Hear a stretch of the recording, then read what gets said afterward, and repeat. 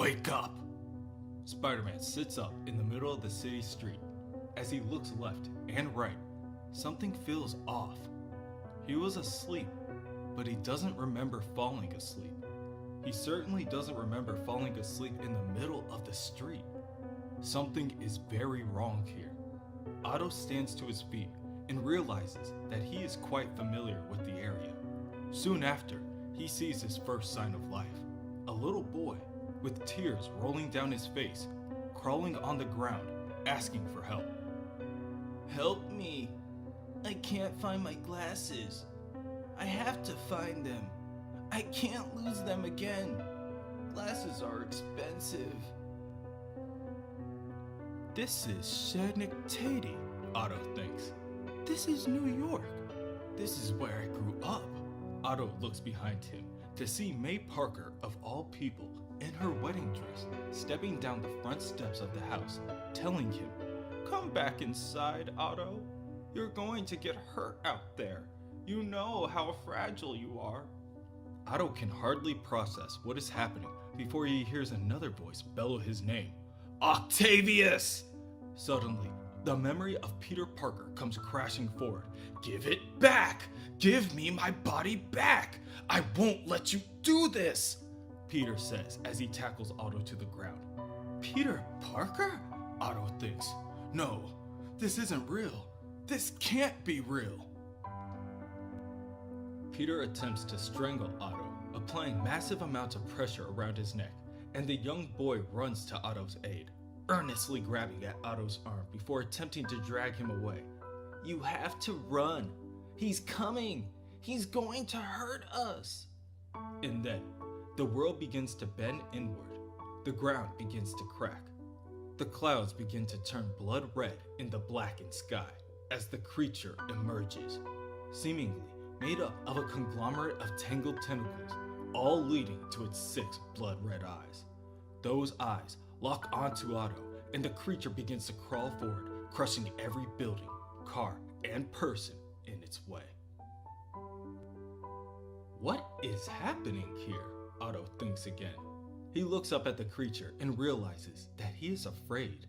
It makes no sense. He's seen monsters before. Parker has seen horrors. But this creature, Otto has never been more scared. The fear takes him. He can't even move. He doesn't understand, which only serves to fuel the fear that is already gripping him. How can this be happening? How can any of this be real? He knows that he can't fight this. He can't beat this. He has to run. He has to escape. It's like some kind of nightmare. And all he wants to do is "Wake up, or I'll wake you up," Sleepwalker shouts. His voice carries through the New York subway station as countless civilians flee in terror. He uses his warp gaze in an attempt to distance himself from Spider-Man, but his attack is easily dodged. Instead of its target, the beams of optic energy collide with a nearby pillar and split it in half, compromising the structural integrity of the subway.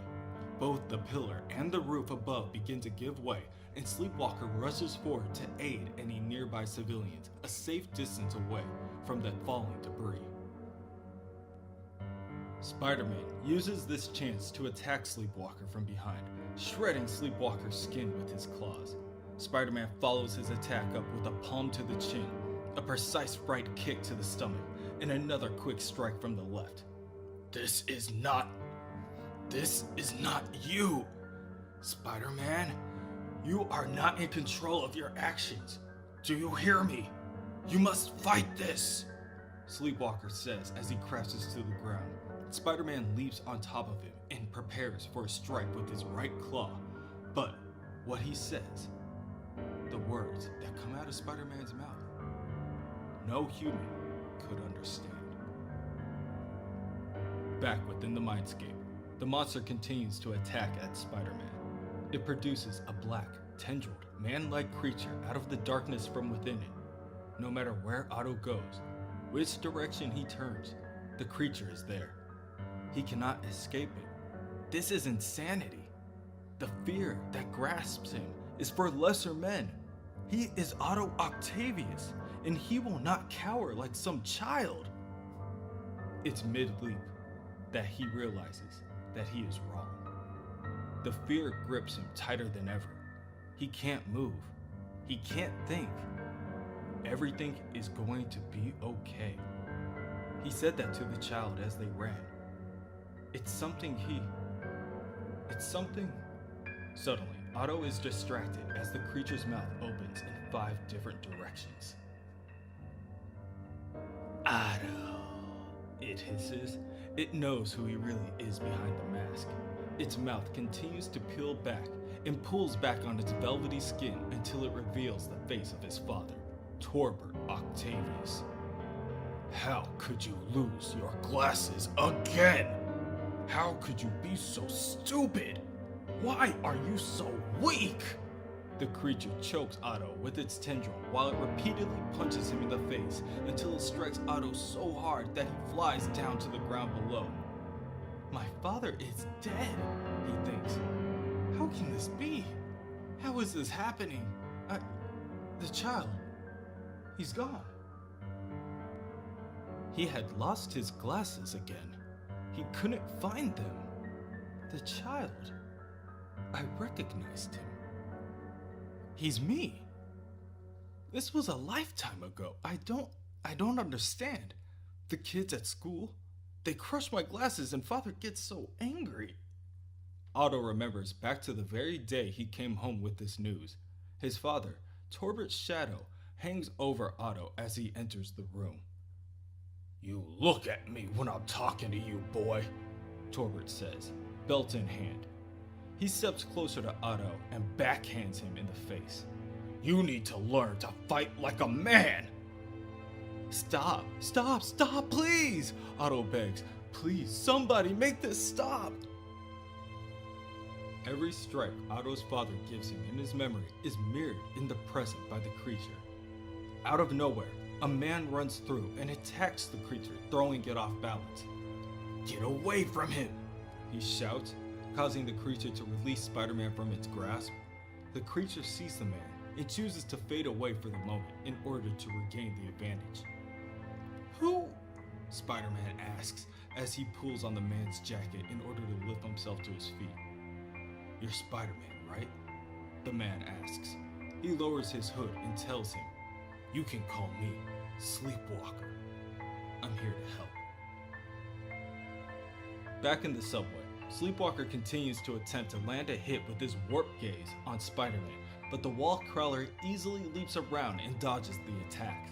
Finally, one of the beams lands and hits Spider-Man, and he lets out a hiss in pain.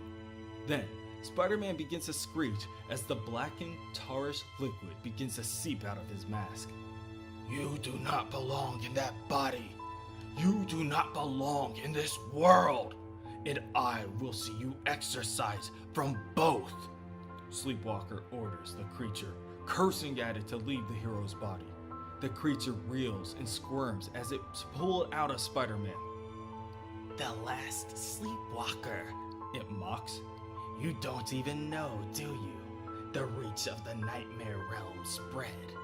This one, his mind has such fears, his body such power, and I will not let go.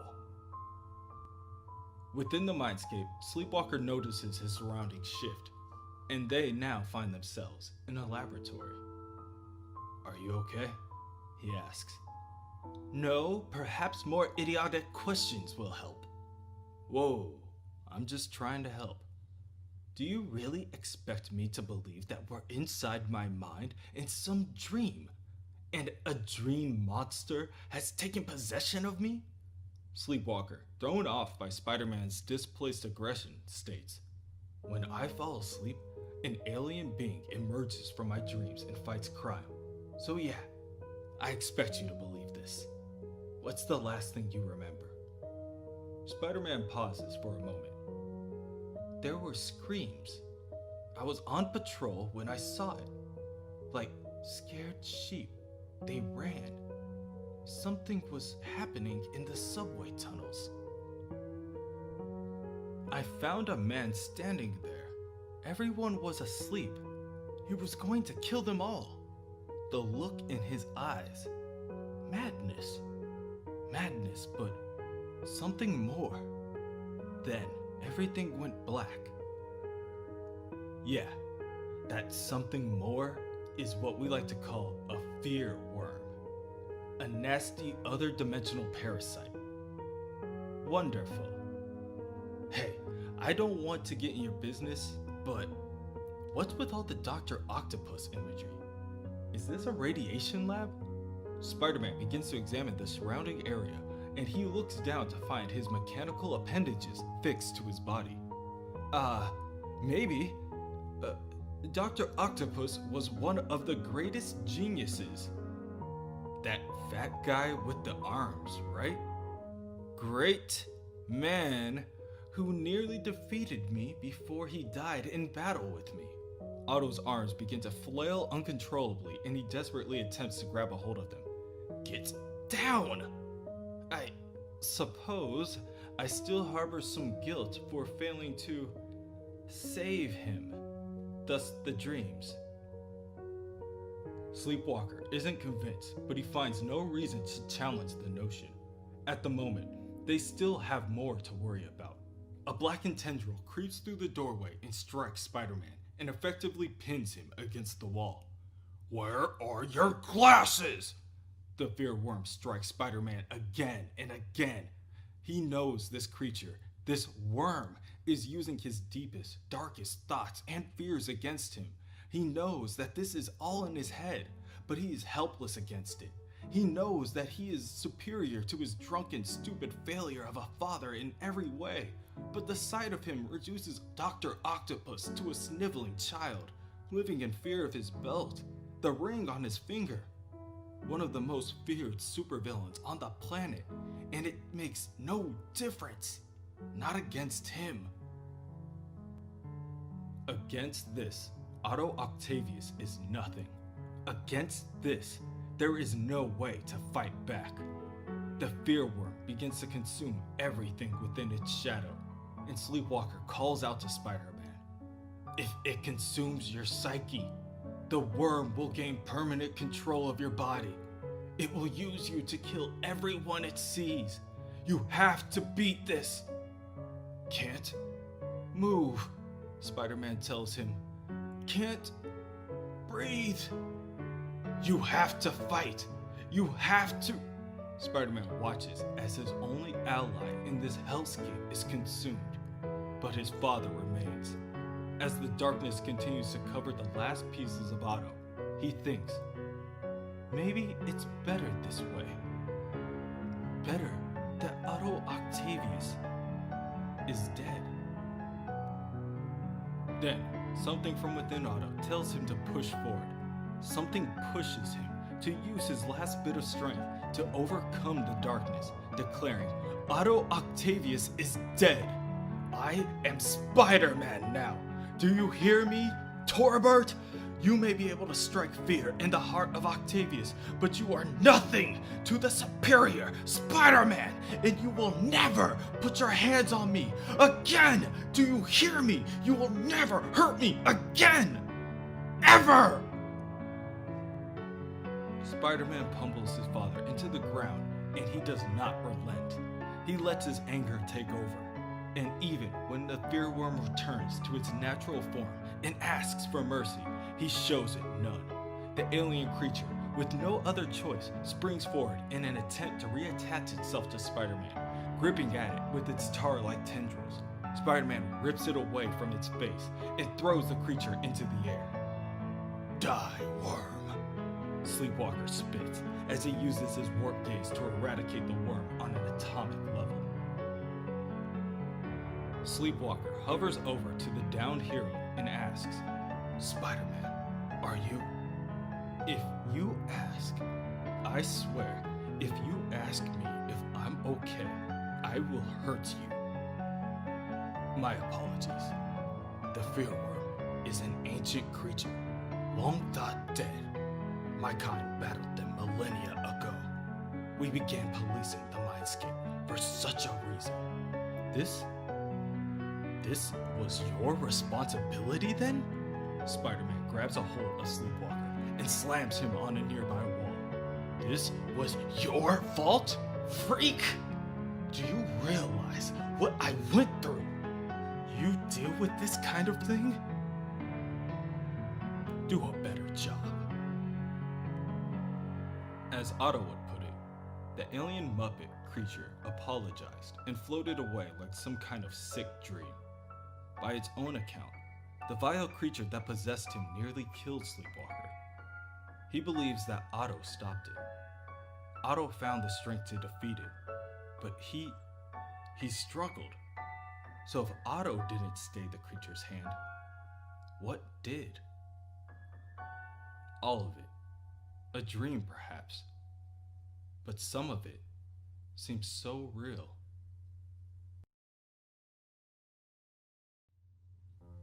Once again, Nora Winters, ace reporter, is the woman with all the news. Currently, she and her cameraman, Phil Urich, stand on Avenue A with Dr. Elias Wortham, a man intent on reopening this neighborhood's infamous homeless shelter, given this location's past as a front for Mr. Negative's criminal empire. Recently, a number of eyebrows have been raised in the doctor's direction. The way he explains it, it is only because New York's ill and infirm deserve a second chance. And, as the rechristened Heart Clinic, they will mend this tarnished institution just as they continue to affordably heal this city's less fortunate. After the interview, Dr. Wortham returns to the clinic and thinks to himself that in truth, reopening the building became a necessity. There was only so long him and the other medical professionals could keep bringing people through the doors without raising questions. How ironic! As the crime lord Mr. Negative, Martin Lee used the facility's good works to hide his evil endeavors. And now, as Cardiac, Dr. Wortham will use its remaining hidden passages to do, in secret, more charitable acts than the rest of the world will ever know. The city believes these chambers to be shut down and inactive, and as long as Dr. Wortham powers everything with his chest's beta reactor, they'll stay off the grid and in business. The business of medical miracles. And when a young girl with brain damage, Amy Chen's condition turns for the worse, they know there is only one device on Earth that can help her. And Cardiac vows to do everything in his power to procure it. Within the inner recesses of Otto Octavius's mind, the memory of Peter Parker lies in wait. This is a nightmare, he thinks. Look at him! Doc Ock, sleeping in my bed, in my body. The only thing worse is when he's up, running around as Spider-Man, with all of my power in a very different sense of responsibility. He's put a number of my enemies in the hospital and one in the morgue. It has to stop.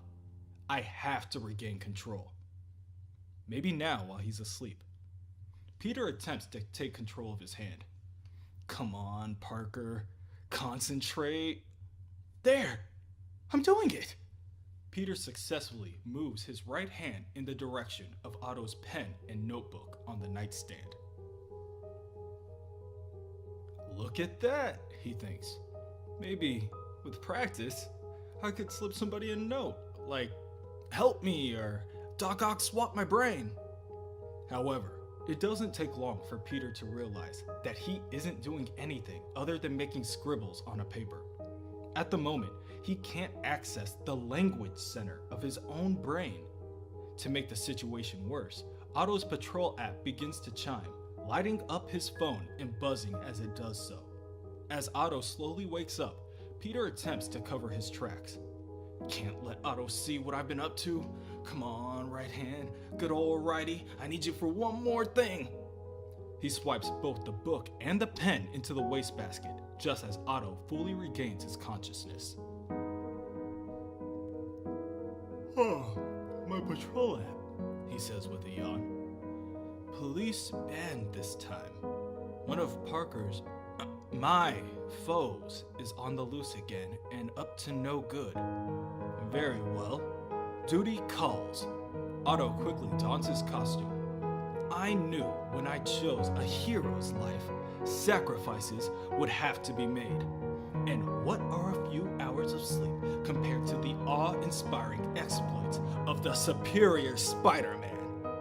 Let's see.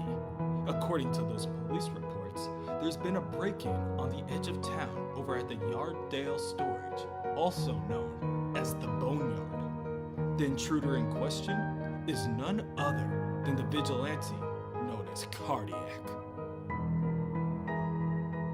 Inside the Boneyard, Cardiac uses his beta reactor in order to absorb beta particles through his suit and into his double-sided weapon, the pulse staff. As the staff glows with energy, Cardiac reasons to the security detail, "One item and then I'm gone. Done with this place. Tell me, where is the lot from the U.S. Atomic Research Center?" None of the other officers have his answer, so each one gets dispatched with a charged concussive bolt from his staff. "Unbelievable," Cardiac says as he gazes around the storage space. "There's no rhyme or reason to this place. It's just a giant dumping ground. And when I think of all the amazing things stored here, of all the good that could be accomplished if they were shared with the rest of the world." Spider-Man arrives at the Boneyard and quickly begins to instruct the downed police officers to listen up. "I'm Spider-Man, an Avenger, and I'm commandeering your services. There is a superpowered criminal inside. I will deal with him on my own. You are to stay out here and maintain a perimeter. No one else enters or leaves. Is that understood?" "Yes, sir," one guard says. "Go get him, Spidey," another says. Spider-Man turns and leaves the men at their station. "Thank you, officers. Now stay sharp."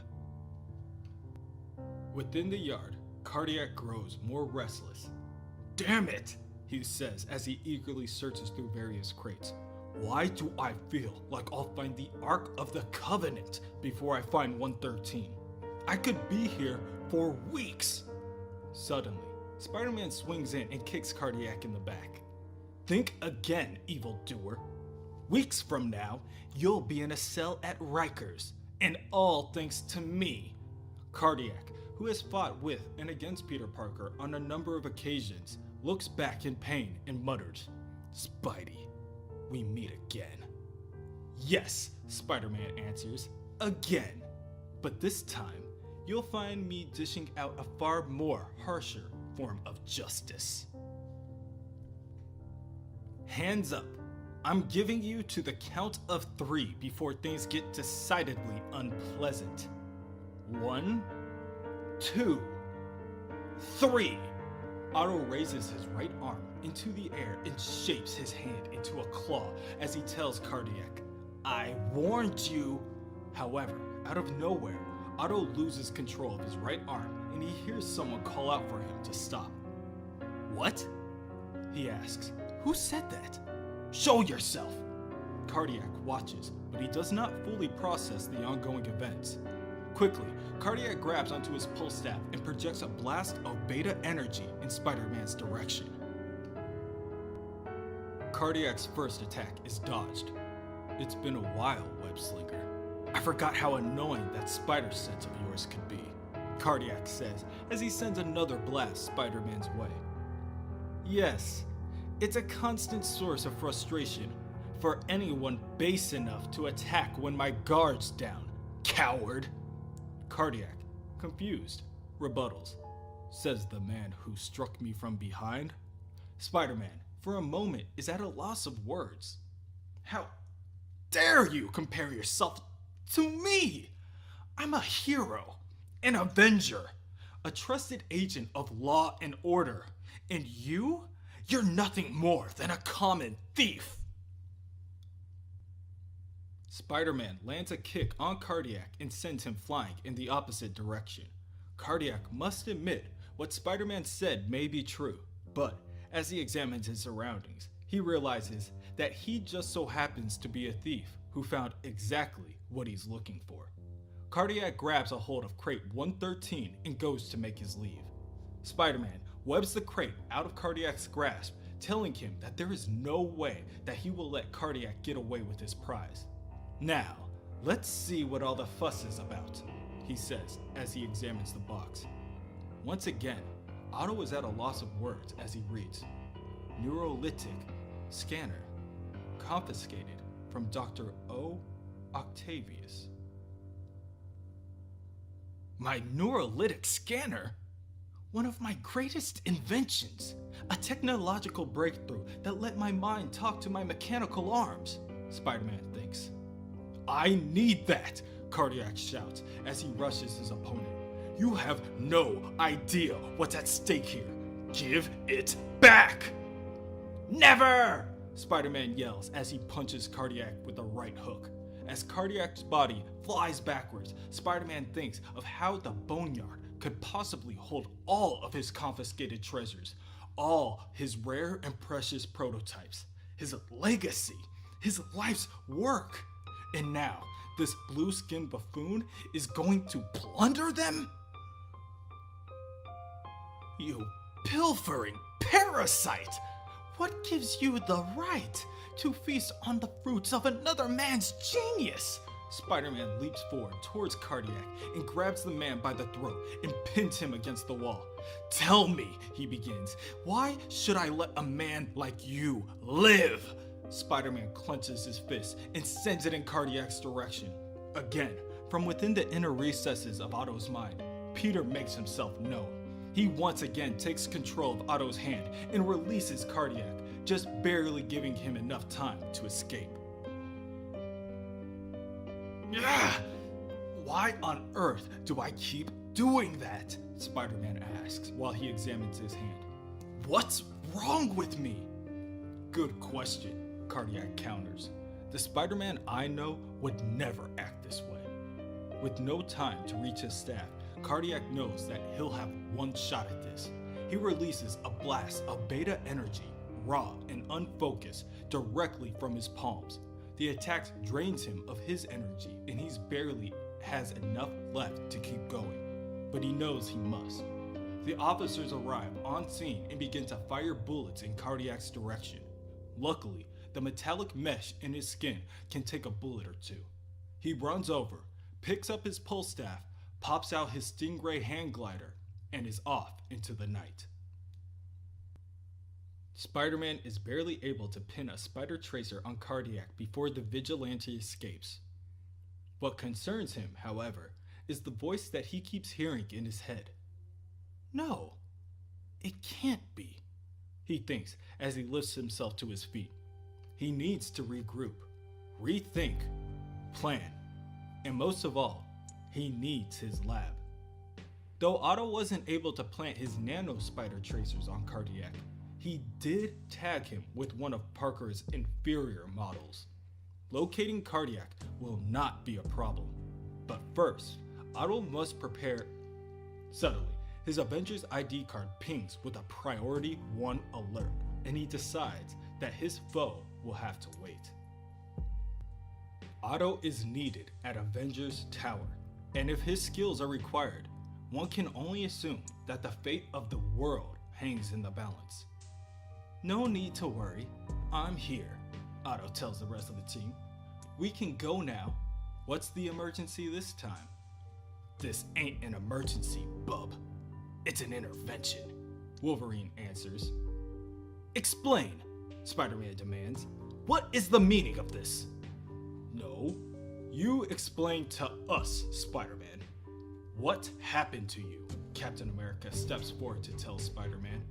Boomerang, Vulture, Jester, Screwball, all of them violently beaten within an inch of their lives. Massacre, dead by your hands.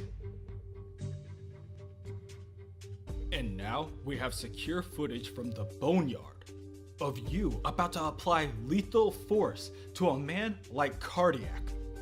Thor also steps forward and adds that these are not the actions of his ally, his friend, the good man he knows. I don't have to stand for this, Spider-Man tells them. Actually, you do, Captain America orders, if you want to remain on the Avengers. And that is why we're going to run a full battery of tests to prove you are Spider-Man. Spider-Man attempts to leave, writing the others off, saying, I don't think so. We're done. Captain America once again stops Spider-Man from leaving. You're getting a physical, soldier. Head to toe, and that's all there is to it. Once again, a voice pops up in Otto's head, telling him that it's game over. Otto responds by pushing aside Captain America's hand, explaining, I don't have time for some infantile game. Out of my way. Captain America pulls back on Spider-Man's shoulder and states plainly that it wasn't a request. Spider-Man grabs onto the captain's hand and, with his enhanced strength, throws him into the crowd of the other Avengers. Get your hands off me, you flag-waving fool!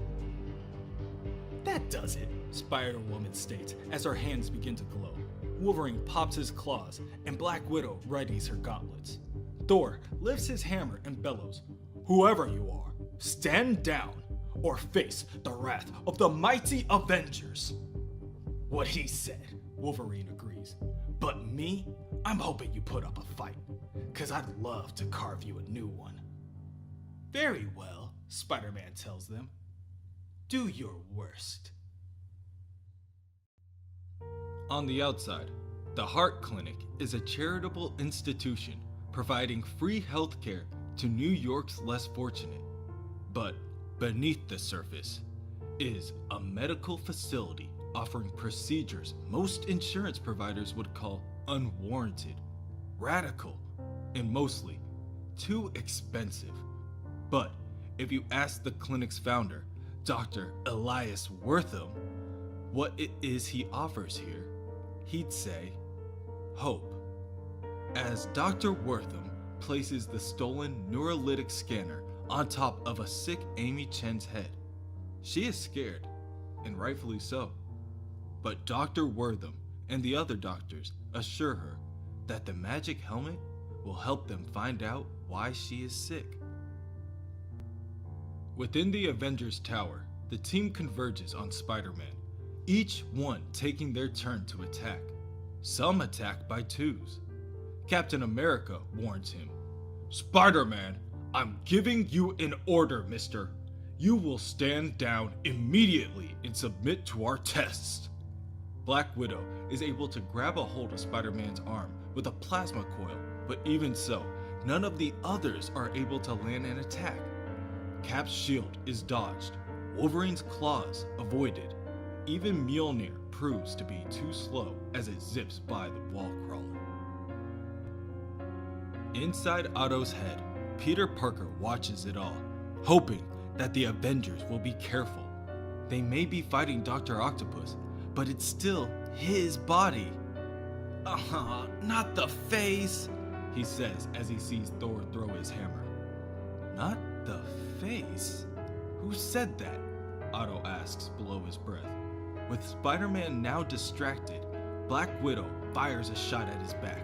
Spider-Woman charges her Venom Blast and attacks him point blank, and Captain America slams his shield in Spider-Man's face, causing blunt trauma and knocking the wallcrawler out momentarily. Prep the sickbay, Captain America tells the others. It's time we finally got to the bottom of this.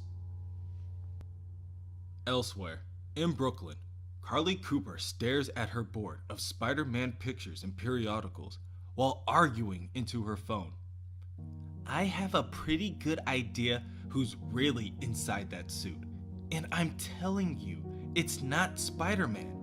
The problem is proving it, empirically, scientifically, beyond a reasonable doubt. Honestly, at this stage, I'm not comfortable telling anyone my theory, or even saying it out loud. It just sounds so ludicrous. But you know me, I don't go into situations like this half-cocked. I'm gonna need your help on this one. From me? the individual on the phone tells her. Cooper, it's because of you that I'm on a leave of absence. Why would I help you? 1, because I didn't turn you in. 2, because you're a good person. And 3, what if I'm right?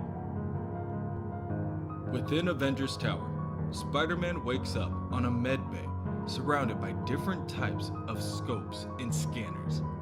After a number of tests are ran, the delegation begins. The team moves to a table and a number of screens with Spider-Man's brainwaves pop up. We have the results, Captain America tells the team. All our tests conclusively prove, with no margin for error, that you, Spider-Man, are clearly not a Skrull. Nor are you being controlled by a space phantom, the Puppet Master, Purple Man, or the Controller.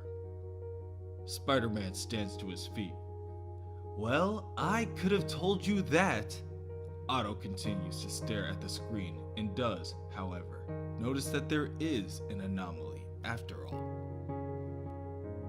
Nothing to worry about, he states, confident that he is the only one to notice. Now, if you don't mind, I'd like to examine some of this data firsthand. It's not often I get to see such a comprehensive look at my physiognomy. Black Widow obliges, saying that it's the least they could do after what they just put him through today. Spider-Man thanks Black Widow, but Captain America interjects. Don't thank us yet. This is far from over. Consider yourself on probation. What does that mean exactly?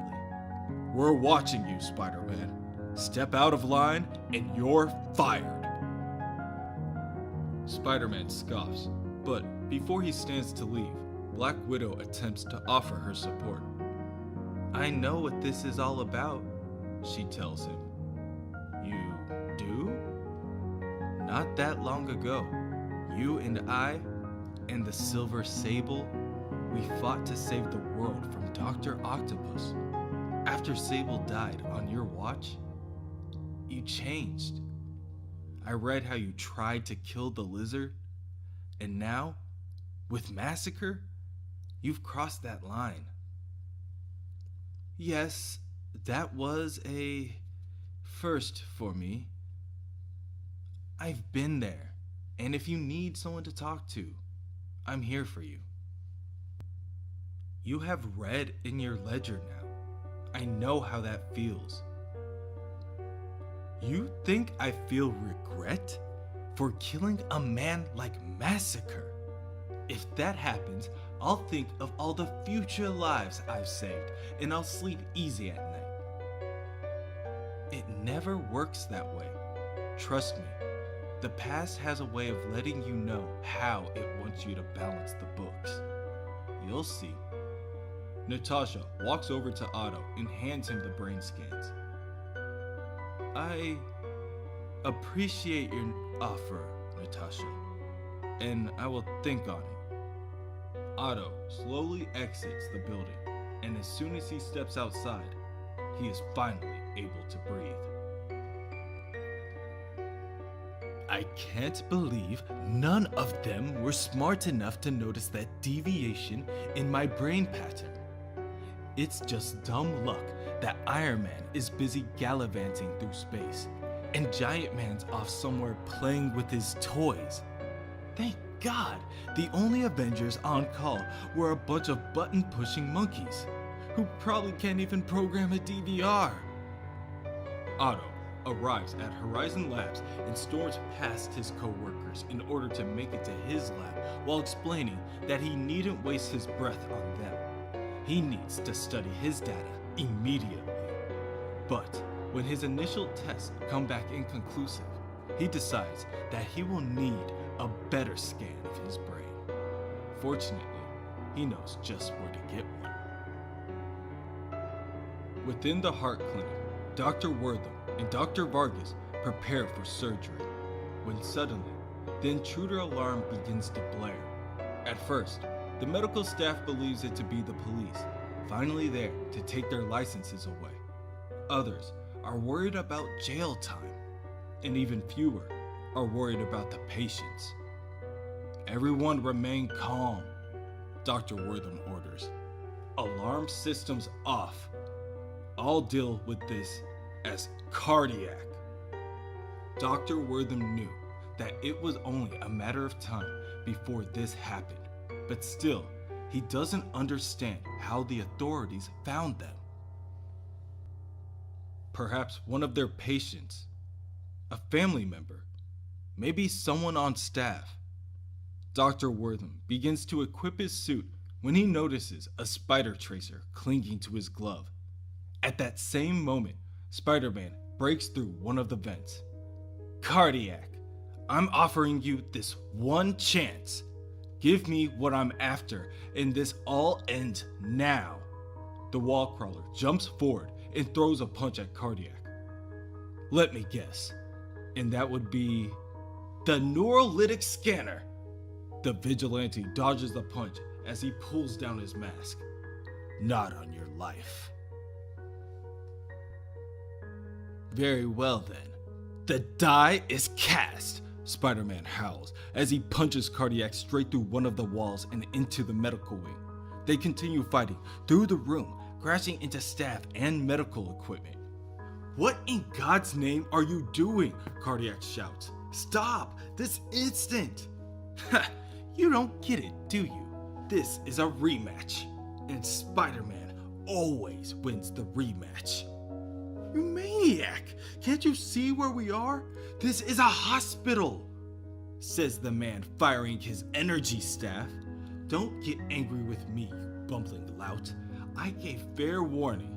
This is all on your head. The neurolytic scanner. To Otto's surprise, he finds the scanner sitting on top of a young girl's head. He attempts to snatch the scanner away, but Peter Parker once again makes himself known, telling Otto not to do it. Quiet, Otto tells him. I will do or take what I want. Cardiac and Dr. Vargas plead for Spider-Man to stop, and inside his head, Peter Parker is telling Otto that he is insane. Otto reaches out his right hand for the device, but Peter attempts to take control of it, stopping Otto mid-reach. No, he whines, I'm in the right. Retrieving stolen property. This belongs to Dr. Otto Octavius. Cardiac then makes his attempt to reason. Yes, and that's why I'm using it to undo his crimes. Saving a life that Octavius himself put in jeopardy. Last summer, when Dr. Octopus tried to blackmail the world, he gave us a taste of what it would be like with no ozone layer. For Octavius, it was a show of strength, a way to intimidate the Earth, but he never spared a thought for what the intense heat would do to those already sick and infirm. Amy Chen survived a car accident that took her parents and left her with severe brain damage. Spider-Man looks down at the young girl and mutters to himself, his global warming scheme. I remember that heat, that intense heat. It would cause terrible complications. That poor child. This is all I can make this right. Cardiac raises an eyebrow to Spider-Man, telling him that only Octavius could manage a feat like that. Spider-Man explains to him, Dr. Otto Octavius was a brilliant man and my greatest enemy. I've dedicated my life to studying his technology. I'm very familiar with this device. Just you watch. I'll map this child's mind down to its last neuron. I will repair all the damage and perform the surgery myself. Spider-Man adjusts the helmet, waking the young Amy. Spider-Man? You know how to use the magic helmet? Shh! Spider-Man hushes her with a poke on their nose. My dearest girl, I'm the magician who made it. Soon after, in the operation room, Dr. Wortham begins to have second thoughts. I must be out of my mind. I don't know who you are, your credentials, if you're even a doctor, or if you're just a man in a mask. Says Cardiac, Otto scoffs as he prepares his incision tool. Spider-Man, your hand is trembling. Otto grabs a hold of his right hand and stills it, stating, It will pass.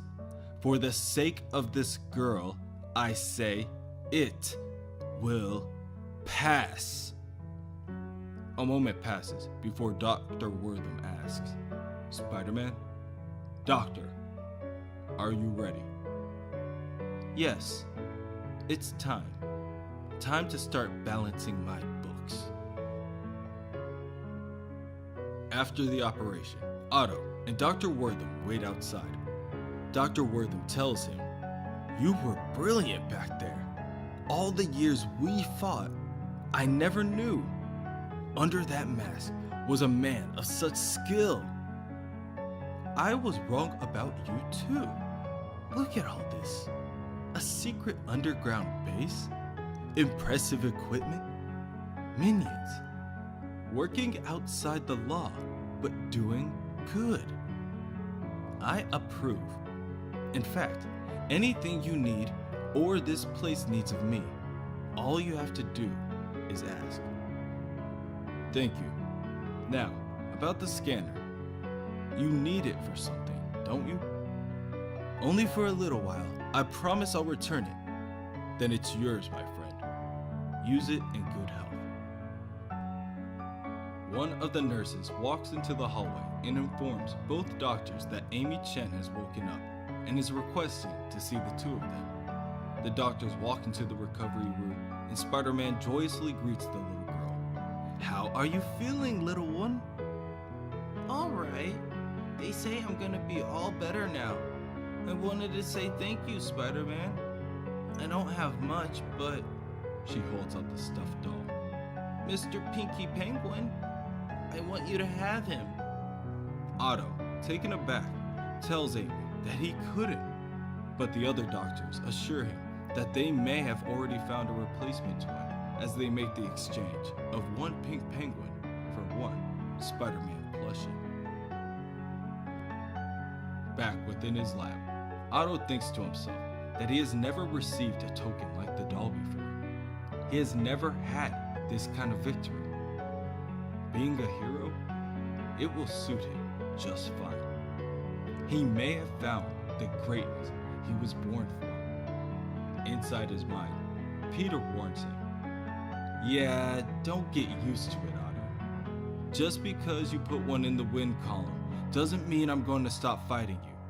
I'm going to find a way back. No, Peter, you won't. What? Peter asks. You know I'm here? I do now. I found you. You're the anomaly. All of Peter's memories I've kept in this head, taking on a life of their own. Time to put a stop to that. Robot, ready my equipment. I'm going to perform a Parker-ectomy. There they are, Otto says to the living brain. Currently, they both stand inside the personal lab of one Peter Parker, within the walls of an even larger Horizon Labs. As they both look at a number of screens and monitors showcasing Otto's brain patterns, he continues, hidden below mine. Originally, I used a golden Octobot to superimpose my mind over his, a procedure that the late Mr. Parker also tried to employ, in an attempt to reverse the process. See? there's a set of his memories, along with everything he experienced while inside my dying body. Be a good automaton and delete those, would you? Memories. It seems we really are a sum of our experiences. I left all of Parker's intact so I could access them, to help me pull off this double life. Somehow, that created a version of him running around this head. And that won't do at all, will it? Guess we'll have to delete them as well. Neurolytic scanners jacked in. We're ready to begin full memory extraction. Time to say farewell, once and for all, to Peter As Otto prepares for the procedure, he once again loses control of his right hand and it tries to choke him. There you are, Peter. Still in this, eh? Putting up a struggle? Well, we'll have none of that. Otto orders the living brain to restrain his arm, but to be careful, he will need it later. When both body and brain are under my complete control, commencing mind wipe. Yes, a complete purge of all things Peter Benjamin Parker. Within the Mindscape, Peter stands in the middle of the city street, and he tells Otto that he will never give up. This is his mind, his life, and there is no way in hell he is going to give it up without a fight. But as Peter looks up to the sky, he sees the Daily Bugle in all its glory begin to crumble away, the massive letters each careening to the ground below. Longing glances at Betty Brant, advice from Robbie Robertson, arguing with Jonah over every paycheck, Ned Leeds, Joy Mercado, Lance Bannon, Ben Urich, Nora Winters. His memory falls short when Peter tries to remember a coworker, Nick. Peter remembers that he died. He remembers that Nick had cancer, but something is missing. No! He bellows. You hear me, Octavius? This is mine. You're not taking this away from me. None of it. And suddenly, the Daily Bugle is remade, and each of the massive letters place themselves back on top of the tower. Within Peter's lab, Otto begins to sweat, and the neurolytic scanner puts a strain on his body. So, that's how it's going to be.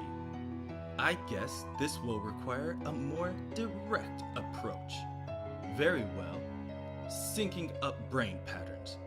I'm going in.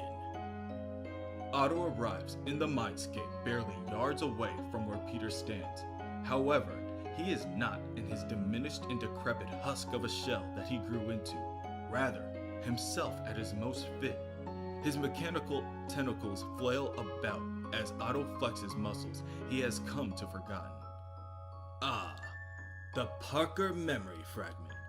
Shouldn't take long to dispose of you.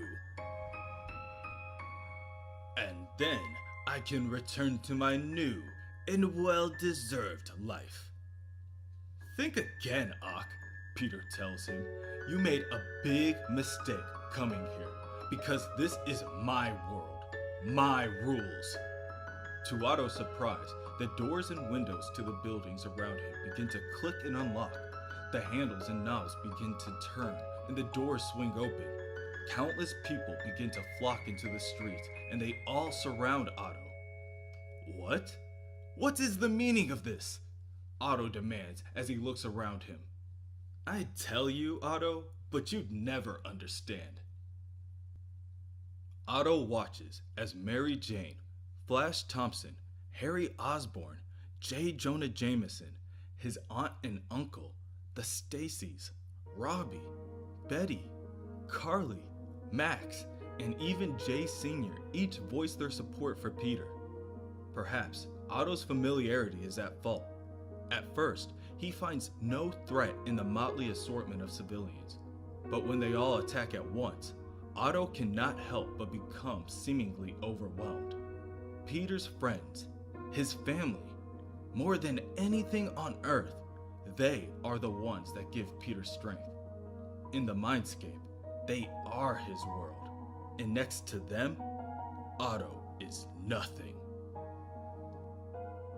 Oh, Peter, did you really think I wouldn't be prepared for this? I've been in your head for months, and I have everything I need right here to mount the perfect defense. At that moment, Electro, Crime Master, Chameleon, the Green Goblin, Kingpin, Sandman, the Mad Hatter, Mysterio, Menace, the Lizard, the Beetle, the Scorpion, Craven, and even the Rhino begin to crawl out of the shadows. Behold, Peter, all your fears and anxieties, your doubts and failures, every ounce of dread and panic, all given form and brought to life. That's right. Spare the boy, Otto orders the others. Kill the rest. Destroy everything he loves. Peter stands hopelessly as he watches the villains begin to take down each of his loved ones. Doc, you can't! You swore to me! Promise you protect these people! Don't be so naive. We're in your mind. These aren't people. They're your memories of them. Uncle Ben is shot point blank. Captain Stacy is strangled to death right in front of Peter, and he pleads, Uncle Ben! Captain Stacy! Captain who? Otto chides. Captain George? John? Jim? Gwen's dad? Why can't I remember? Tears begin to roll down Peter's face. You monster! He was like a father to me. No, not him. That other man. My uncle. He raised me. My uncle... I know I had an uncle.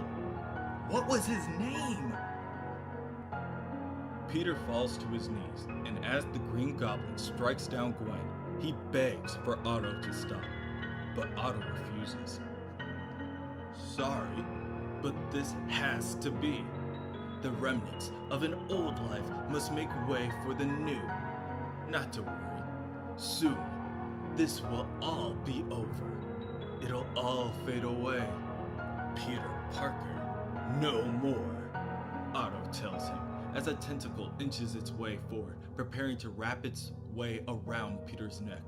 Before it can, Peter decides that it is time to take off his mask and show Otto his true self. Lucky for me, I'm more than just Peter Parker. I'm also the amazing Spider-Man. Peter leaps forward in an attempt to bridge the gap between him and Otto, saying, All right, Doc, let's do this. You, me, one last fight, winner takes all. At yet another unexpected outcome, Otto instinctively takes a step back and uses his tentacles to defend him. No! Not like this! This isn't fair!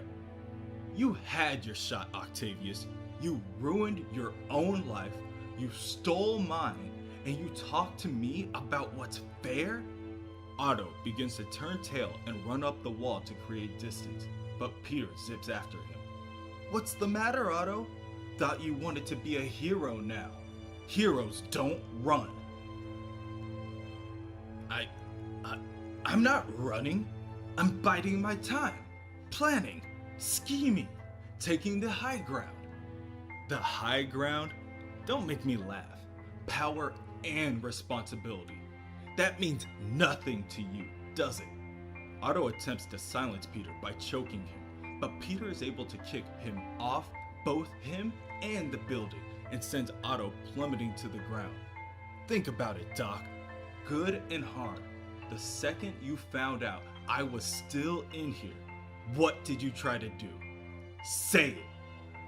Otto, now bleeding from his face, mutters, Destroy you. I must.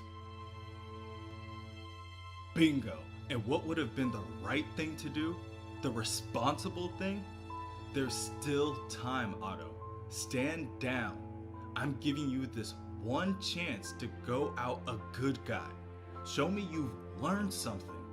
What would a hero do? Otto manages to push himself to his feet and chuckles underneath his breath.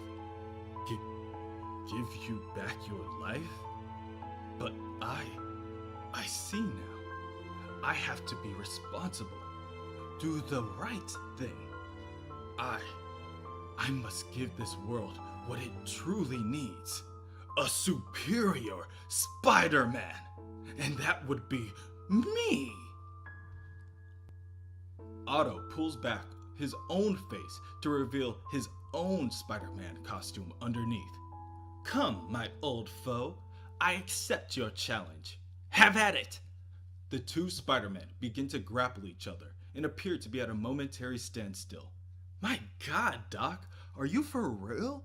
This is how you see yourself now? As Spider-Man? Yes, the better Spider-Man, the worthier one. Who deserves it more than I? Oh, I don't know. Maybe the guy who was actually bitten by the radioactive spider? You really are one crazy little nut job, aren't you, Otto? Crazy? Do you have any idea what I have accomplished as Spider-Man? Crime is down in the city because of me. The mayor and the police support me like never before. What about the Avengers, Ock? Because of you, they're ready to kick me off the team. Nobody trusts me anymore, not even the man on the street. And why would they? You beat the hell out of all my enemies. You even killed one of them. That's something I'd never do, Otto. Never. Of course not. 'Cause you're so busy being a friendly neighborhood Spider-Man. The funny guy. Trying so hard to make everyone love you. And what good did it do? You took it easy on an old-timer like the Vulture, and he got away. And when he came back, he was using young boys as his foot soldiers. Children! And what of Massacre? You let him live last time. And when he returned, he killed over 30 people, including your friend, Dr. Ashley Kafka. And thanks to your timely interference, I almost failed to operate on an infirm young girl. You tried to get in my way while I was saving her life. Why, Peter? Otto lands a flurry of attacks with his claws, causing Peter to fall to his knees. Otto walks over, claws dripping with blood, and rips off Peter's mask. I didn't trust you to... Don't lie to me! I'm in your head. I know it. Say it!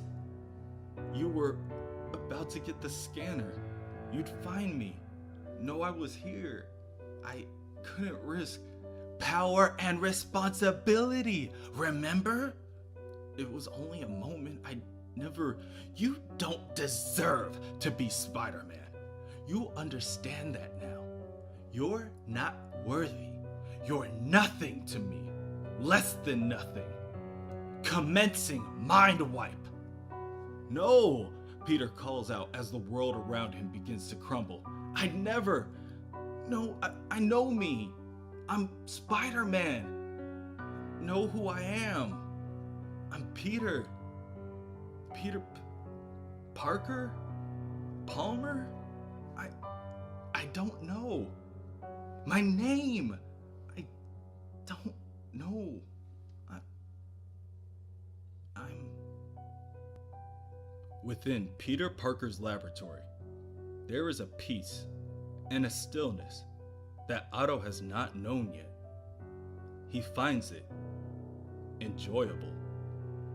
He begins to shift his weight in his seat, now drenched with sweat. He's gone, Otto states, with a smile slowly breaking across his face. And I am free.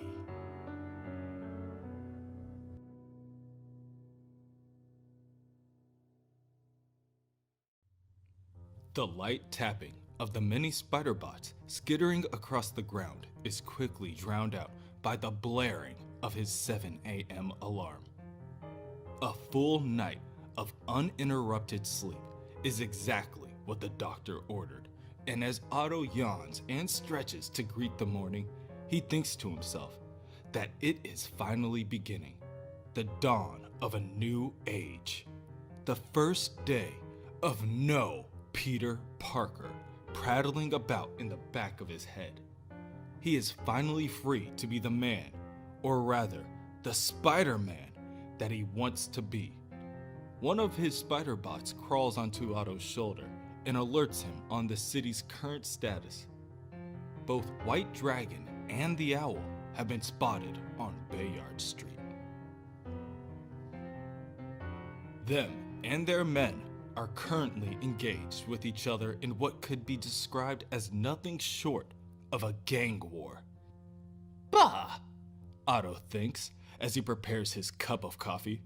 Parker was the reactive fool, stumbling from one adventure to the next, allowing his enemies to make the first move. I, on the other hand, wait only when it serves me. Let them thin out their ranks.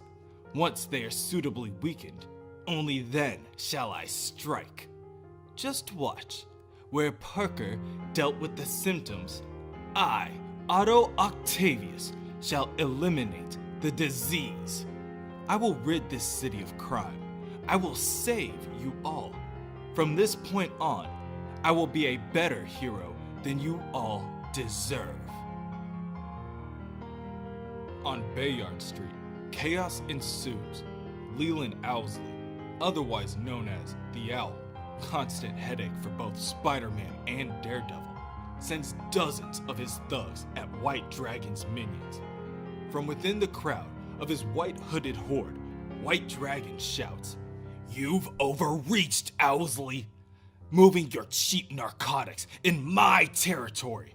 This goes against all the—" "Silence!"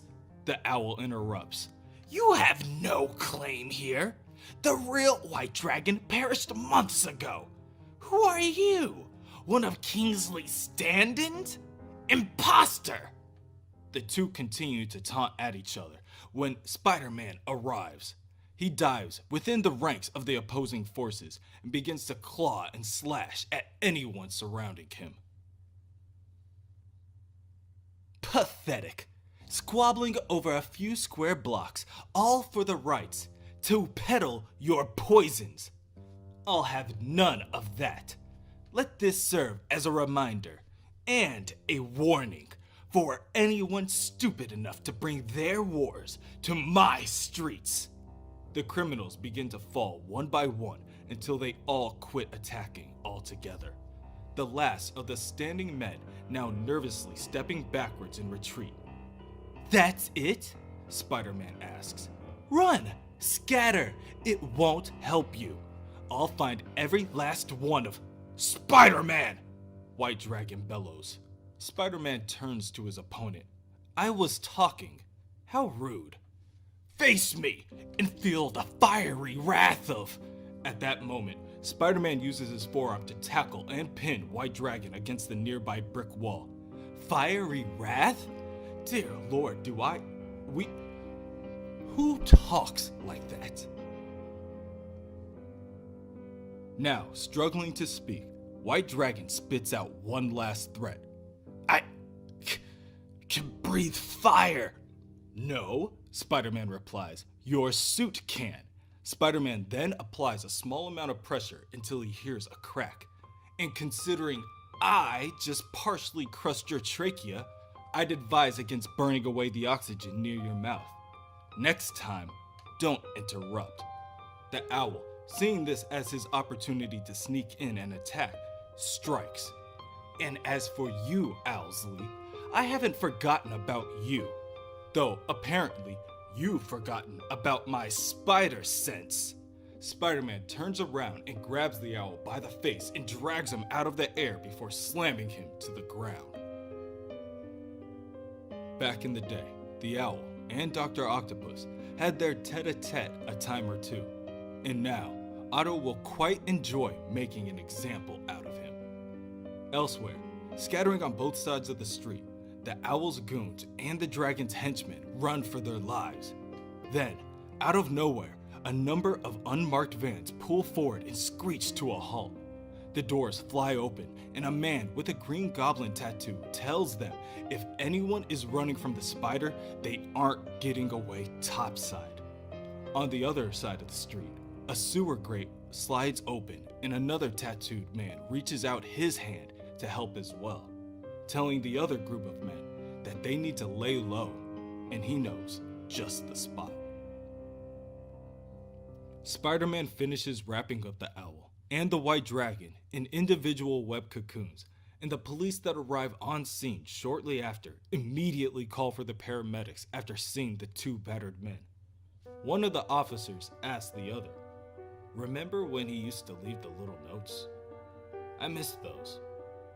Wonder why he stopped doing that." Elsewhere, Otto is on with his day.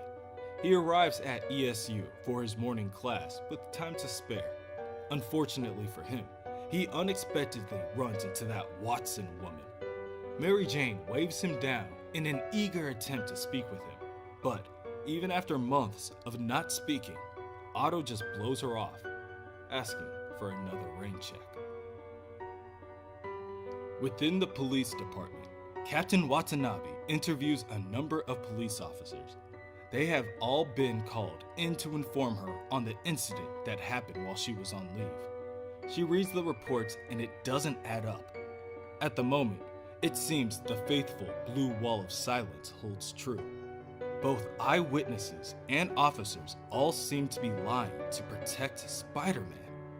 When the officers leave, Captain Watanabe calls out Carly Cooper and asks if she's heard enough, but Carly isn't convinced.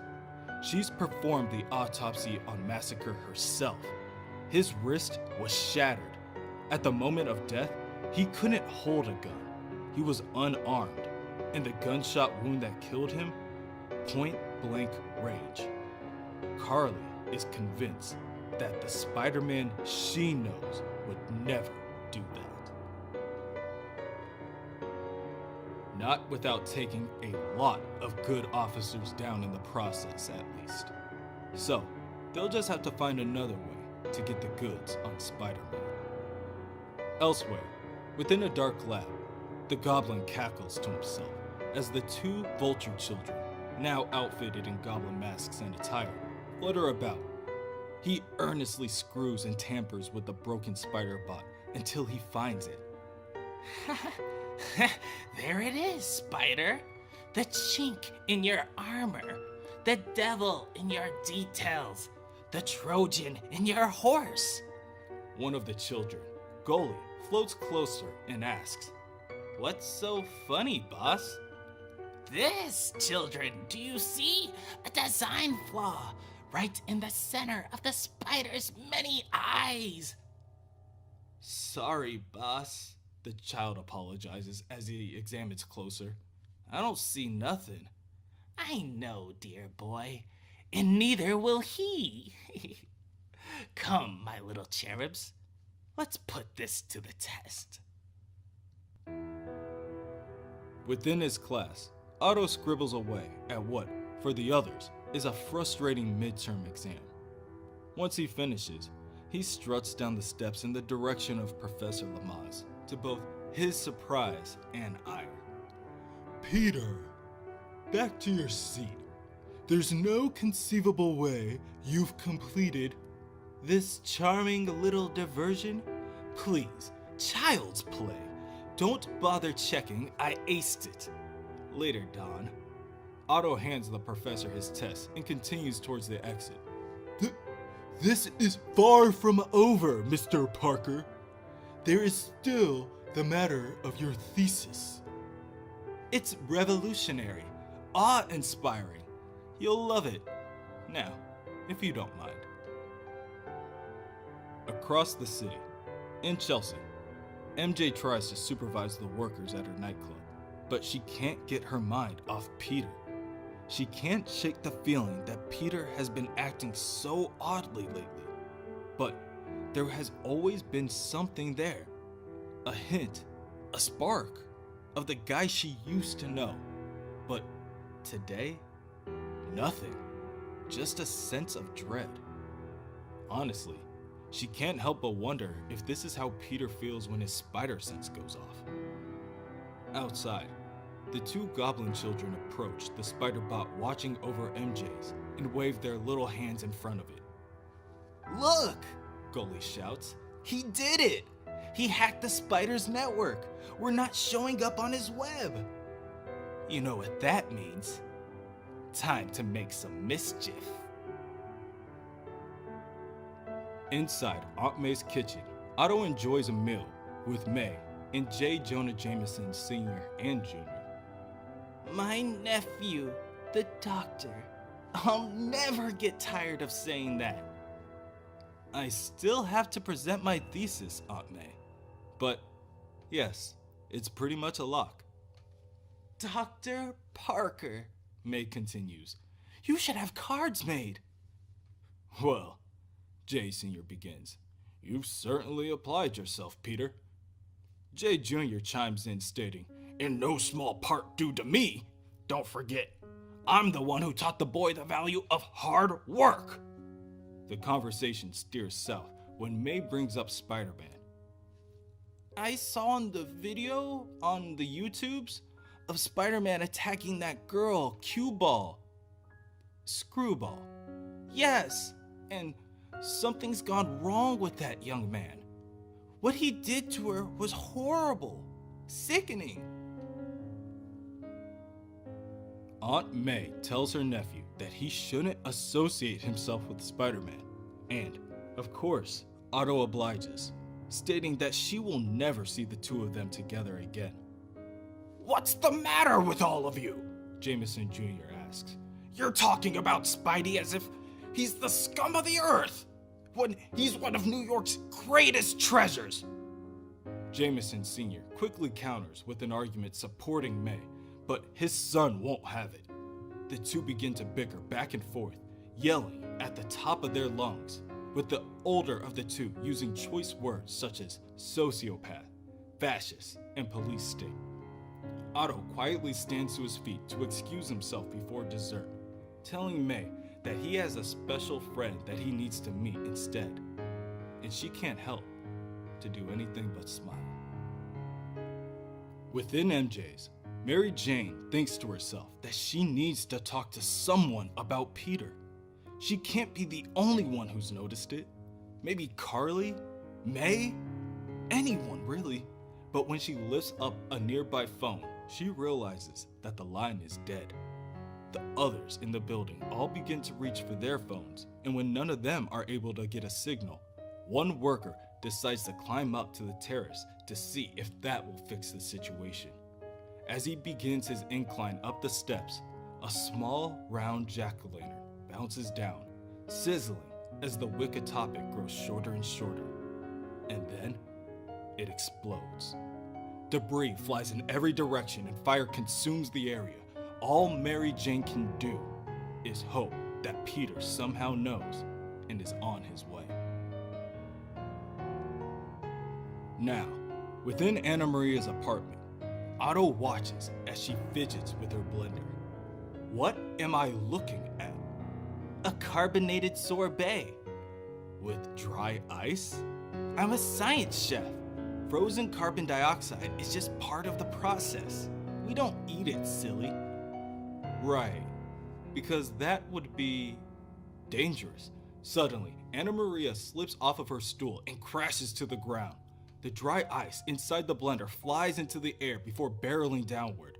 Otto luckily catches each piece in his hand before they can reach Anna, but then, once the pain sets in, he quickly casts them aside. Anna Maria jumps to her feet and asks him, Peter, are you okay? She rushes to fill a glass of water and crouches down next to him. Don't move. First, we need some tepid water. Then, If you could just give me a boost to the counter. From there, she continues to frantically treat Otto's wound while nervously talking up a storm. She tells Otto that she can't help it. She's nervous, and he saved her. And then, after a short moment in silence, they share their first kiss. And then, much to Anna's chagrin, Otto's phone goes off. He again explains to her that he is an aide to Spider-Man, and right now, people could be in danger. He has to go. So he does. He leaves out the door and into the night. Inside MJ's, everything is burning to the ground. MJ's workers find that the doors are bolted shut and understandably decide that this was a planned attack. The others curse the cursed building as a whole, and Mary Jane does nothing but sink to the floor. She tells herself that Peter is watching out for her. She knows it. No matter what is going on between them or how much he's changed, he'll always be Spider-Man, and he'll always keep her safe. She just has to believe. She just has to have faith. The smoke in the air becomes thick, and all hope for Mary Jane's workers is almost lost when the large boot kicks in the bolted door and a voice commands everyone to stand clear of the area. Half a dozen firemen burst through the doorway and begin to escort out the innocents. Mary Jane, in her delirium, believes that it is Peter to her rescue once again. To her surprise, it's not, but she's close. As the firefighter brings her out to the city street and attempts to wrap her in a blanket and provide her a bit of clean oxygen, he tells her his name is Pedro. Across the city, Spider-Man finishes webbing up Tombstone and a number of his thugs.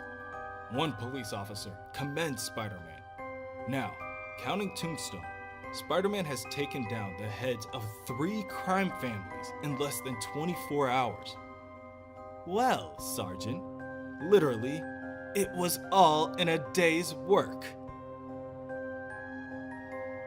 The officer raises his eyebrow at Spider-Man's cheap attempt at a joke and informs him that some of Tombstone's men got away. Not to worry, I'll find them. But first, there was a scheduling conflict. A fire across town? I rerouted the alert to the fire department. The cop, still examining the bundle of bad guys, answers, "A nightclub in Chelsea? Yeah, that got dealt with. Everyone's good." "Excellent," Spider-Man responds before swinging away. And that's how it should be, when everyone does their job and lives up to their full responsibility. Look at what we can achieve. If Parker were here, he'd fail to grasp that. I have to stay focused on the big picture. Everything else is beneath me. Under the city, within the sewers, Tombstone's men that got away are now being escorted by a man with a goblin design on his shirt. Flashlight in hand, the man leads the way into the dank tunnels, with no sound to accompany them but the pitter-patter of their footsteps in sewage. One thug speaks for the rest of Tombstone's group and tells the man with the flashlight that they have a deal. If he can promise protection from the web slinger, they'll join his little gang. "Oh, sir, you wound me," A voice says from out of the darkness. "We are not a gang. We are so much more. We're a family, an empire, a pantheon. And I am your daddy, your god. I am the Goblin King."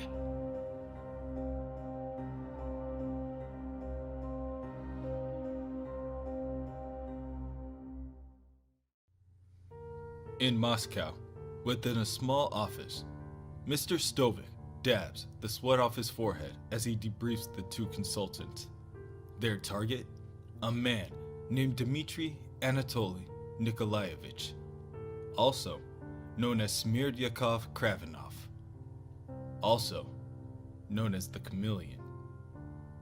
Currently, the Chameleon is in S.H.I.E.L.D. custody. He has been ever since he was captured by Black Widow when he worked with Dr. Octopus to blackmail the world. However, the chameleon knows secrets that belong only to the Russian people, and the KGB would rather those secrets die with him. Elsewhere, in upstate New York, days later, S.H.I.E.L.D. receives an anonymous tip about an AIM splinter cell operating on U.S. soil. Nick Fury leads a tactical strike within their compound.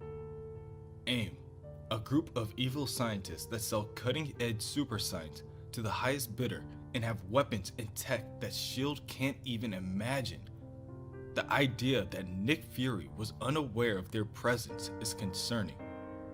The fact that someone had already beaten S.H.I.E.L.D. to the punch and cleared out the compound of super scientists is disturbing, to say the least. Now, when Nick Fury finds a trail of spider webs leading to a cluster of incapacitated scientists hanging in the corner of a lab with one wall crawler waiting to speak to the acting director Maria Hill, that, he would describe, was unexpected. Spider-Man approaches the agent and repeats his order, stating that he will only answer to the director. He cannot be bothered by delusional underlings. People's lives are at stake. Nick Fury has no choice but to oblige and escort Spider-Man back to the S.H.I.E.L.D. helicarrier. Behind the mask, Otto Octavius laughs at his own success. Not only has taking over the body of Peter Parker given him the trust of Parker's loved ones and the Avengers, but S.H.I.E.L.D. too? He has the greatest secret in the world, that he, Dr. Octopus, is now Spider-Man. As they approach the helicarrier, Otto gazes at the hovering Goliath. If he is correct, there must be thousands of armed S.H.I.E.L.D. agents inside, supplied with technology provided from Tony Stark himself. It is said to be an impregnable fortress floating a mile over the earth, and the superior Spider-Man will find a way to escape it, just as soon as he breaks in. Within the helicarrier, Hawkeye, Black Widow, and Agent Coulson make their way to the science lab to have their memories wiped from their last mission. Hawkeye, for one, can't believe it is actually happening, but he wouldn't be him if he didn't take advantage of the opportunity. He, decidedly, chose to run through the streets of Rio de Janeiro, boastfully declaring himself King of Carnival. Of course, Coulson will keep the security footage from the nearby stores so that he and Black Widow can use it to blackmail Clint at any opportunity in the future. Their fun is cut short when the door to the lab slides open and they are greeted by Spider-Man. At the moment, their unexpected interference is the last thing Otto needs. It will clearly complicate matters. Clint Barton, also known as Hawkeye, one of the best marksmen on the planet, and possibly one of the dimmest bulbs in the galaxy as well, and Natasha Romanoff, the Black Widow, one of the world's deadliest assassins. Together, the two are a formidable pair. Luckily, AIM was Otto's ticket onto the helicarrier, and the two of them will be his ticket out when the time comes. For now, Otto will leave the work to his spider bots.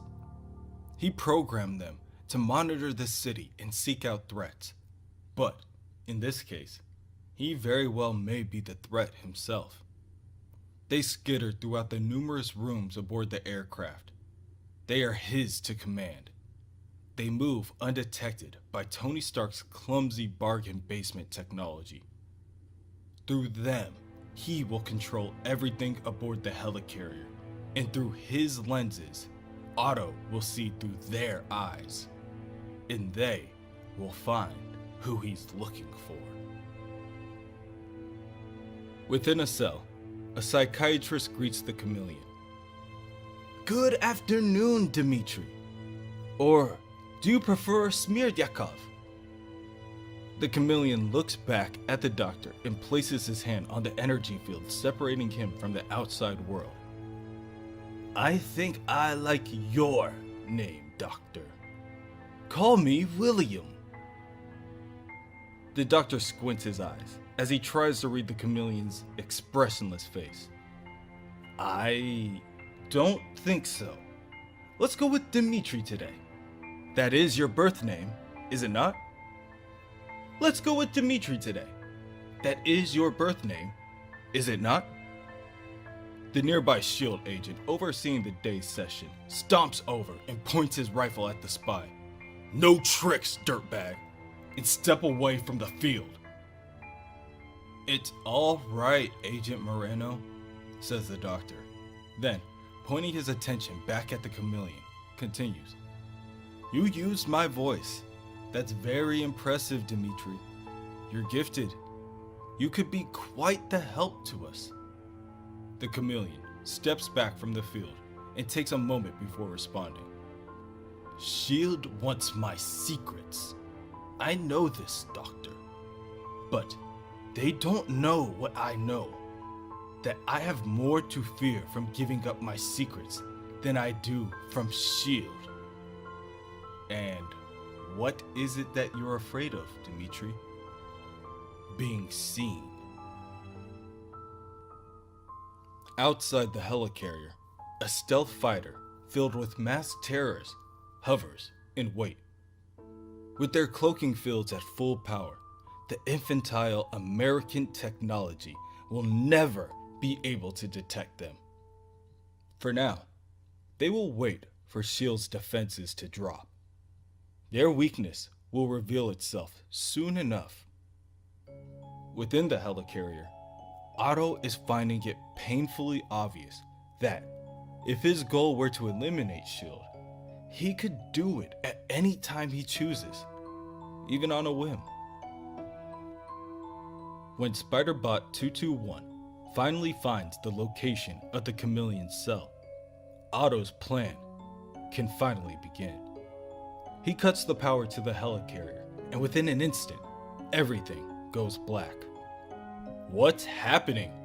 The doctor asks, while feeling his way around in the darkness. The SHIELD agent reaches for his communications device and reasons, reserve power should have come on by now. Wait, he says as he turns back to search for the chameleon. The cell's energy field! Elsewhere, Nick Fury, Coulson, Hawkeye, and Black Widow leave the lab in order to closer examine the extent of the ongoing situation. As the backup generators activate and the rooms glow red from the emergency lighting, Nick Fury can't help but notice that the helicarrier isn't plummeting to the ground. And for some reason, they still have the communications online. He reaches out to the acting director, Maria Hill, and she demands answers. But then, suddenly, Otto's spider sense goes off like a drill in his head. Otto tries to rationalize what is happening, asking himself why any of this would set off his spider senses. He is the one who orchestrated this shutdown. Then, as if to suddenly answer his question, a swarm of crackling energy radiates throughout the room. Within the field of energy, a slew of armed attackers appear, led by two men with skulls for faces. As Otto stands there, awestruck, he must admit that he did not see this coming. One of the armed men yell out in Russian, ordering the others to attack, and the soldiers open fire with their assault rifles within the closed quarters of the helicarrier. The agents of SHIELD duck for cover and begin to return fire, and Spider-Man decides to sneak away to regain his bearings and understanding of the situation. Hawkeye calls out for him to return, but is easily distracted when he sees one of the skull-faced men grab a SHIELD agent by the throat before draining the agent of his life energy. I absolve you, the masked man chants in his native tongue before dropping the exsanguinated corpse to the ground. The other masked man pulls out his plasma bow staff and begins to swing it about. As the two men go head to head with Clint and Natasha, Otto searches for the chameleon. The odds that the helicarrier would be attacked in the same moment that Otto set his plans into motion are infinitesimal. Even Parker's abysmal luck couldn't account for this. Otto makes his way to the lab, and he feels it before he even sees it. Not his spider sense, but something else. Dread. Otto sees streaks of blood splattered about the dead bodies of the doctor and the shield agent watching over the chameleon. Upon closer inspection, Otto sees that the doctor's face had been speedily skinned, and he blames no one else but himself. This is his fault. Otto's ploy to liberate the chameleon shut down the helicarrier's defenses. It allowed for the attack, and it allowed for the chameleon's evil to once again be unleashed. Shortly after realizing this, the two men arrive. The one with the staff shoots a bolt of plasma energy in Spider-Man's direction, and he easily dodges it. Spider-Man then leaps from wall to wall to get the drop on his enemy, and when he is close enough, slices down on one of the masked men with his claws.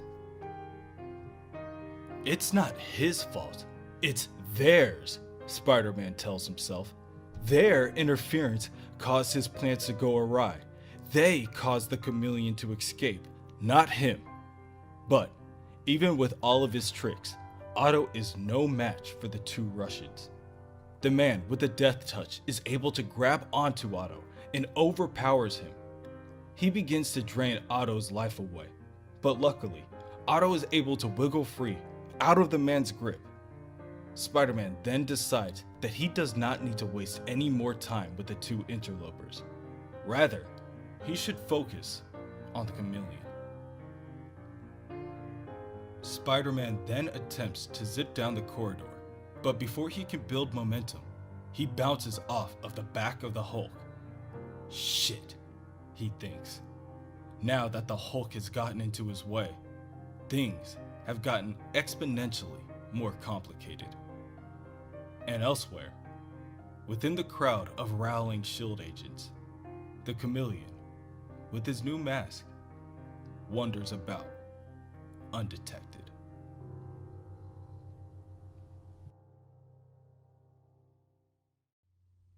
On the shield helicarrier Elio, somewhere over the northeast United States, things are getting worse, fast.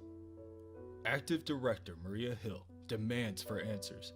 She needs to know what the hell shut them down. Coulson is the first to make the call. He tells her their aggressors are Russian by the look of it, and two of them are even enhanced with costumes. However, Coulson just got word that the power loss was very specific. It didn't impact the holding cells, but the interrogation rooms went down. The chameleon escaped, and Spider-Man is nowhere to be found. Things are certainly looking bad, but unbeknownst to the director, things can always get worse. On the other side of the helicarrier, a fully transformed Hulk swings wildly at the two skull-faced men. His colossal swings are barely dodged by Spider-Man, but the collateral damage cannot be ignored. Spider-Man's plan was to get in, get the chameleon, and get out. Avengers, Russian assassins, and the Incredible Hulk are decidedly off plan. He honestly doesn't have time for these delays. Chameleon is in the helicarrier somewhere, no doubt trying to find his own way off. If the chameleon escapes, if he kills again, it's Otto's fault. Suddenly, Otto is distracted by the sight of the man with the death touch grabbing onto the Jade Giant and cannot help but wonder if the death grip could be enough to stop the Hulk for good. An interesting dilemma. Does Otto save the Hulk's life? The brutish monster certainly is no hero, not like him. The more heroic thing for Otto to do might be to let the creature get put out of its misery, potentially saving lives from his rage. Much to Otto's surprise, the Hulk is barely fazed by the Russians' attack. As the Hulk regains the upper hand in the fight, the masked man with the bow staff orders their transport ship to fire on their location. At that moment, Spider-Man's spider sense explodes as a rocket hits the side of the helicarrier, producing a massive hole in its wake. Shrapnel and debris go flying out in the open hole, and Spider-Man, along with the two masked men, cling on for dear life. The Hulk was less prepared. Spider-Man watches as the Hulk tumbles his way to the ground, tens of thousands of feet below them. He then reanalyzes the situation and decides that now, at least, there is one less complication to deal with. He looks down at the two masked men pushing themselves to their feet, and they both make eye contact with the wall crawler. One telling Spider-Man that now it is his turn. Otto tries to leap away, but the masked man with the bow staff grabs him out of the air and slams Spider-Man to the ground. Cursing his own abilities, Otto is now starting to understand that the spider sense is much less useful when it's always going off. As the man with the bow staff prepares for the final attack, Spider-Man tries to push himself out of the way, but he isn't quick enough. That is, when a single bullet flies forward and ricochets off of the bow staff, causing it to fire off course. Spider-Man looks up, and at the other end of the smoking barrel stands Nick Fury. The agent warns Spider-Man that next time he might want to move. His depth perception isn't what it used to be. And when this is all over, Spider-Man can personally tell Nick what he is doing wandering around the lower decks. In his head, Otto curses the agent again. Fury knows something is wrong. But that is a problem for another moment. All of these distractions so far are but an annoyance. The chameleon is all that matters now. In the command deck, Maria Hill orders for the agents to fire everything they have at the Russian transport ship. The transport ship spins and flies about before once again cloaking itself from both shield and their guided missiles. "Contact lost," an agent tells her. "Are you fucking kidding me? They've got some kind of cloak. Thanks for the update. I swear to God, helicarriers become obsolete the second they're airborne. Get engineering on it and find that ship. Coulson, talk to me. How are we doing?" "Well, I'm not dead." "So bad then." "That hurts, Maria. Give me some good news." "Well," Coulson says as he unloads his pistol down the corridor, "I think we heard the Hulk a few minutes ago." "Now you're just messing with me. You know me so well." "Engaging hostiles now. I'll let you know when it's clear." As Coulson hangs up the phone, Black Widow covers his rear. Within her fight, she attempts to reason with the Russians in their native language. She asks them about their identities and who they work for, and they respond that she will soon find out. She is yet another traitor on their list.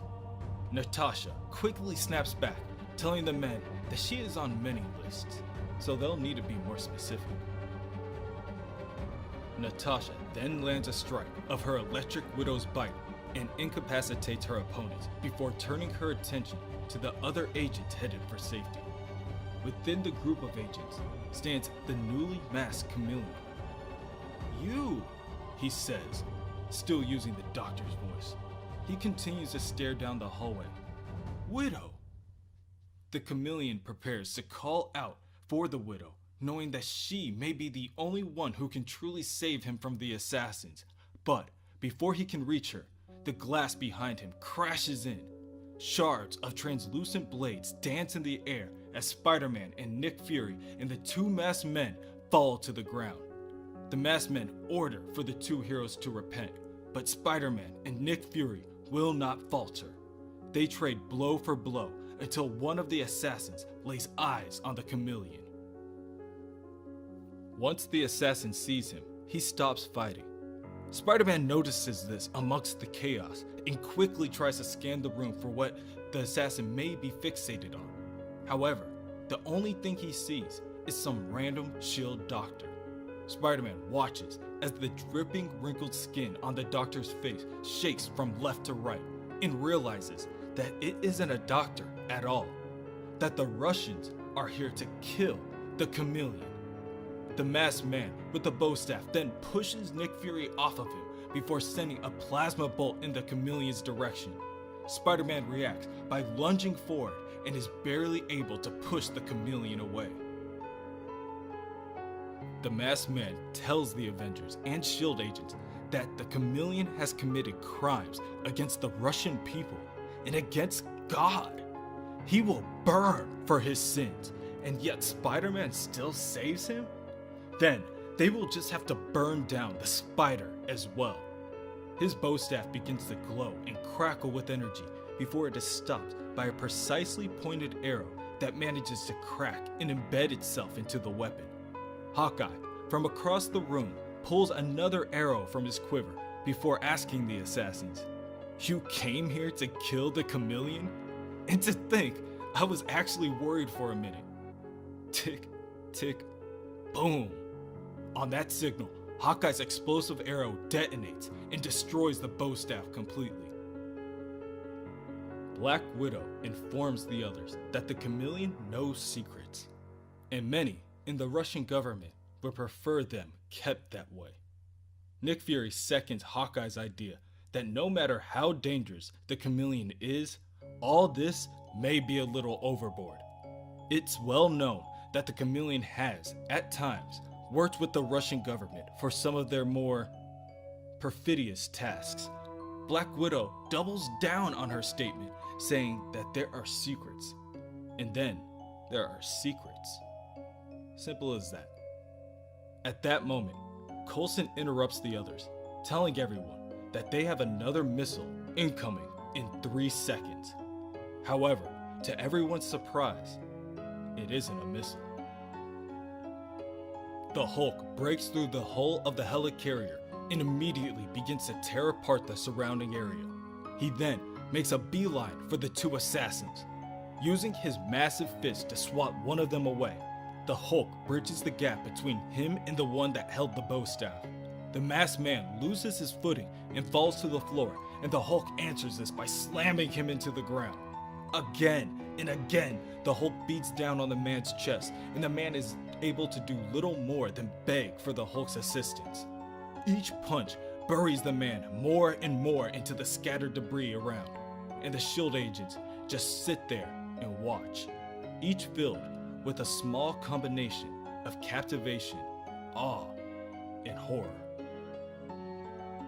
Spider-Man uses this opportunity to move the Chameleon elsewhere.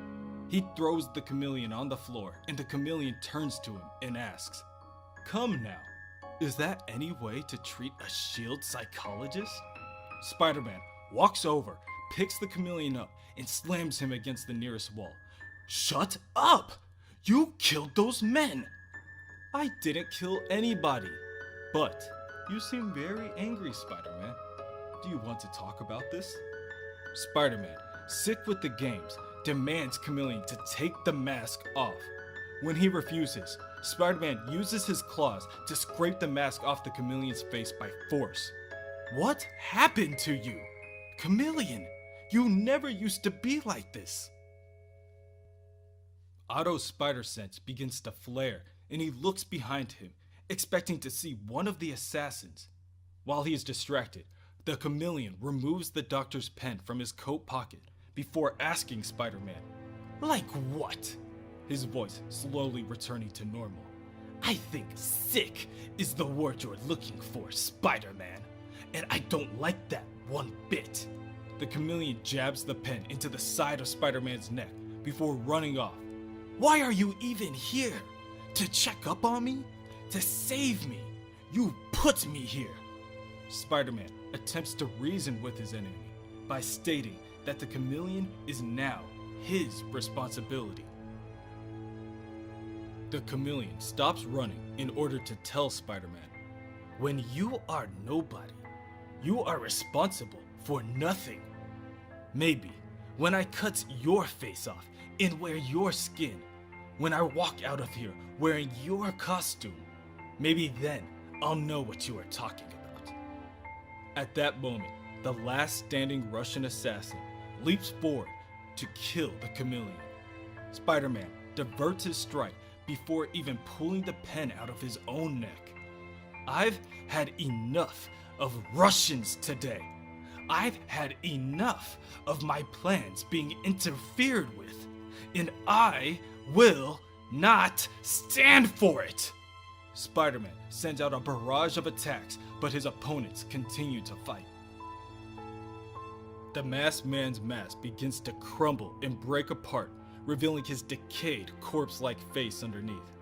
The assassin then makes one last desperate attempt to burn Spider-Man with his touch, but Spider-Man is able to overpower the man and break his neck. The chameleon approaches the assassin, now laying on the floor, and tells Spider-Man, "Looks like I owe you my life." Spider-Man then punches the chameleon, knocking him out unconscious before stating, "That's where you're wrong, chameleon. Your life is mine now." When all is finally quiet, Spider-Man looks at the two men laying on the floor and hatches a plan. All in all, things were a lot simpler back when Otto was going to blame AIM for the attack and smuggle the chameleon out in an escape pod. But he still has time to pull off the greatest escape in the world. Moments later, Nick Fury arrives on scene just as an orb of crackling red energy teleports both the assassin and the chameleon away. Much to the agent's displeasure, Spider-Man tells him that the assassin was able to get the drop on him, take the chameleon, and teleport away. However, there is good news. Spider-Man tells Fury that he was able to track the energy signature to about 100 yards off of their starboard side. Nick Fury then makes the call to Maria Hill, and she is all too pleased to open fire. At her command, a bombardment of missiles leaves the helicarrier and explodes on impact, destroying the enemy transport ship and causing the remains to barrel towards the ground below. Inside the helicarrier, the group of Avengers stand in the wake of the havoc, and Hawkeye still can't believe that this was all for the chameleon. Nick Fury tells Hawkeye that whatever secrets the chameleon had just went up in flames. He then turns to Spider-Man and offers to help get him patched up. Spider-Man slaps away Nick's hand and tells the agent that he has had enough of their secrets and spy games for the day. Besides, he's got people waiting for him.